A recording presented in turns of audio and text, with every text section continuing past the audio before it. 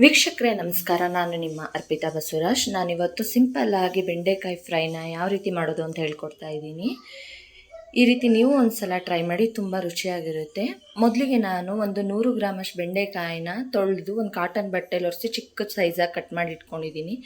ಮತ್ತು ಒಂದು ಪಾತ್ರೆಗೆ ಒಂದು 3 ರಿಂದ 4 ಟೇಬಲ್ ಸ್ಪೂನ್ ಎಣ್ಣೆ ಕಾಯಕ್ಕಿಟ್ಟಿದ್ದೀನಿ. ಎಣ್ಣೆ ಕಾದ್ಮೇಲೆ ಒಂದು ಹಾಫ್ ಟೇಬಲ್ ಸ್ಪೂನ್ ಸಾಸಿವೆನ ಹಾಕಿ, ಸಾಸಿವೆ ಎಲ್ಲ ಸಿಡಿದ ಮೇಲೆ ಒಂದು ಸ್ವಲ್ಪ ಜೀರಿಗೆ ಹಾಕಿ, ನಂತರ ಕಟ್ ಮಾಡಿಟ್ಟಿರೋ ಒಂದು 3 ರಿಂದ 4 ಒಣಮೆಣ್ಸಿಕಾಯಿ, ಸ್ವಲ್ಪ ಕರಿಬೇವು ಮತ್ತು ಒಂದು 3 ರಿಂದ 4 ಬೆಳ್ಳುಳ್ಳಿನ ಸಿಪ್ಪೆ ತೆಗೆದು ಕ್ರಷ್ ಮಾಡಿಟ್ಟಿರೋದು ಎಲ್ಲನೂ ಹಾಕ್ಕೊಂಡು ನೀಟಾಗಿ ಫ್ರೈ ಮಾಡ್ಕೋಬೇಕು.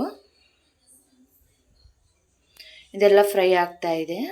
ಇವಾಗ ಒಂದು ಮೀಡಿಯಮ್ ಸೈಜ್ ಈರುಳ್ಳಿನ ಕಟ್ ಮಾಡಿ ಇಟ್ಕೊಂಡಿದೆ, ಅದನ್ನು ಎಲ್ಲ ಕಲರ್ ಚೇಂಜ್ ಆಗೋವರೆಗೆ ಫ್ರೈ ಮಾಡ್ಕೋಬೇಕು. ನೋಡಿ, ಇದೆಲ್ಲ ಚೆನ್ನಾಗಿ ಫ್ರೈ ಆಗ್ತಾ ಇದೆ.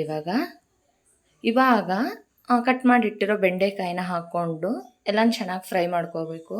ನೋಡಿ ಫ್ರೆಂಡ್ಸ್, ಬೆಂಡೆಕಾಯಿನ ಹುರ್ಕೋಬೇಕಿದ್ರೆ ಉಪ್ಪನ್ನ ಹಾಕ್ಕೊಳಕ್ಕೆ ಹೋಗಬಾರ್ದು. ಹಾಗೇ ಚೆನ್ನಾಗಿ ಲೋ ಫ್ಲೇಮಲ್ಲೇ ಬೆಂಡೆಕಾಯಿನ ಹುರ್ಕೋಬೇಕು. ನೋಡಿ, ಇದು ಲೋಳೆ ಅಂಶ ಬಿಟ್ಟು ಮತ್ತೆ ಲೋಳೆ ಅಂಶ ಎಲ್ಲ ಸಿಯೋವರೆಗೂ ಹುರ್ಕೋಬೇಕು. ಒಂದು 5 ನಿಮಿಷದಲ್ಲ ಡ್ರೈ ಆಗೋಗುತ್ತೆ ಇದು. ನೋಡಿ, ಇದು ಲೋಳೆ ಅಂಶ ಎಲ್ಲ ಬಿಟ್ಟು ಚೆನ್ನಾಗಿ ಡ್ರೈ ಆಗಿದೆ. ಈ ಸಮಯದಲ್ಲಿ ಸ್ವಲ್ಪ ಅರಿಶಿಣ ಪುಡಿ ಮತ್ತು 1 ಟೇಬಲ್ ಸ್ಪೂನ್ ಅಷ್ಟು ಸಾಂಬಾರು ಪೌಡ್ರನ್ನ ಹಾಕ್ಕೊಂಡಿದ್ದೀನಿ. ಇದನ್ನೆಲ್ಲ ಹಾಕ್ಕೊಂಡು ನೀಟಾಗಿ ಮಿಕ್ಸ್ ಮಾಡ್ಕೋಬೇಕು.